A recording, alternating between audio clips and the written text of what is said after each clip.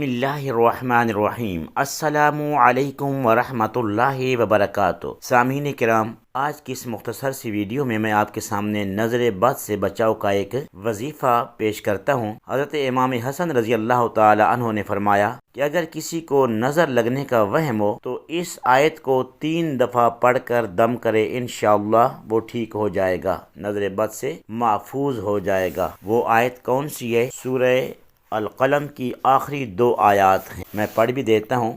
بسم اللہ الرحمن الرحیم۔ وَإِن يَكَادُ الَّذِينَ كَفَرُوا لَيُزْلِقُونَكَ بِأَبْصَارِهِمْ لَمَّا سَمِعُوا الذِّكْرَ وَيَقُولُونَ إِنَّهُ لَمَجْنُونٌ وَمَا هُوَ إِلَّا ذِكْرٌ لِلْعَالَمِينَ۔ سورہ القلم کی آخری 2 آیات ہیں اور پارہ نمبر 29 ہے۔ تو انشاءاللہ یہ 3 دفعہ پڑھ کر اول آخر درود پاک پڑھ لیں اور اپنے جسم پر پھونک مار لیں، انشاءاللہ بیماری یا نظر بد کا جو بھی اثر ہے وہ ختم ہو جائے گا۔